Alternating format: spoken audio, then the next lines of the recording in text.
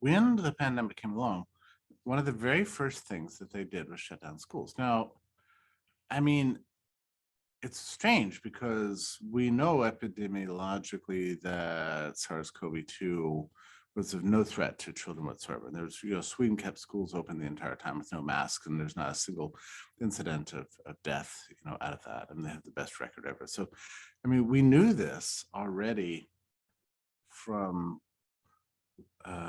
early February. What the incidents, what the threat was to school-age kids, and it was almost non-existent. And they shut them anyway. And now the reason they shut them was because the pandemic planners had models that had been very much premised on the idea of social distancing, and were not adjusted for the gradients of risk relative to demographics at all. These models were just very strict. And they said if everybody just stays 6 feet apart, then the germ will, not spread or something like that. So, and school kids are especially egregious because they ride on buses together. And really, they were talking like this. They ride on buses together, sit close together at desks, and then they play in the playground. They'll do nothing but spread germs. It was like exactly like a cootie style model of infectious disease. And so they shut down the schools. Now, I couldn't believe it, because if you think back to the history of progressivism, to the history of the role of the state and society, one of the very first things that I guess you would call like the modern state did after the birth of liberalism and so on, and then there's this kind of reactionary movement designed to push the state, to give the state extra powers it didn't previously have. So one of the very first things that came out, even before regulation of drugs and food and all that kind of stuff, was public schools. And this is in the 1870s and 1880s. So they put in place public schools. Now, 150 years later, they were still, I would say, like the crown jewel of progressivism. It's true that they're 3-5 times more expensive than private schools. It's true a lot of kids get dropped through the cracks, and not that anybody cares about the poor anymore, apparently. They'd failed by any kind of scientific test, but at least in terms of popular perception, the public schools was like one of the great triumphs of progressivism. So when the very first thing that happened after lockdowns was the shutting of the public schools, I thought, wow, that is extremely weird, because it's not going to do anything other than undermine public trust in their schools. I mean, and a lot of people's lives are structured around the expectation their kids are going to go to school at a certain time and come home at a certain time, right? Make sure your kid gets on the bus, drop them off at school, hire somebody to pick them up. They're going to get a carpool on the way home. They're going to stay home for an hour, or I'm going to leave work early, whatever.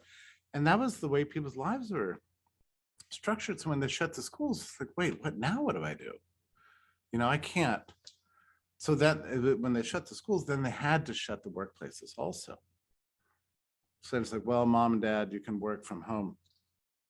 Well, that applies to about a third of the American public, right? The professional Zoom class, people can do their work on computer, but it doesn't apply to 2/3 of the others. So, what happened? We saw the largest dropouts of women, working women, from the labor force in history by far. We lost, 30 years of progress in terms of women going out into the workforce. We're back to something like, last time we looked at the data, 1985 levels of women's labor participation. They just dropped out. Because why? Because they had to take care of. Now, so, think about this. It's just almost mind-boggling. So here you have sort of scientific progressives, people who love the state power, managing the pandemic response. And they're like pushing these buttons on it out. Well, let's close the schools. All right, what are we going to do with the kids? Well, we have to close the malls because they hang out in the malls. Well, but the parents have to go to work. Well, we'll close the workplaces too. So they push all these buttons. And then what comes out on the other end? Women leaving the workforce in droves, reversing 30 years of another progressive priority, which was, to get women with children out there in the workplace. And so everything just kind of blew up on itself, It was just a remarkable series of things. And the effect of that has been a huge, huge boom in homeschooling. So homeschooling, which existed under a cloud previously, then suddenly became mandatory, because what else are you going to do? You have to teach your kid at home. They're not going to really turn on a computer and learn from somebody on the screen. It's ridiculous. So the parents started teaching their kids at home. So homeschool became mandatory. And then after 6 months, 8 months of this nonsense, people started looking around for private schools, even though they're being taxed for public schools. Now they're going to have to pay tuition again. So private schools all across the country just, suddenly filled up with students. They had had financial problems in the past. Suddenly all the problems are gone. They began to hire new teachers and that sort of thing.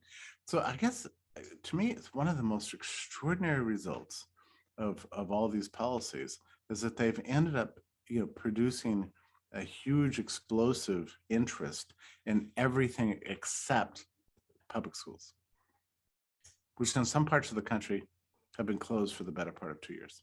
Unbelievable.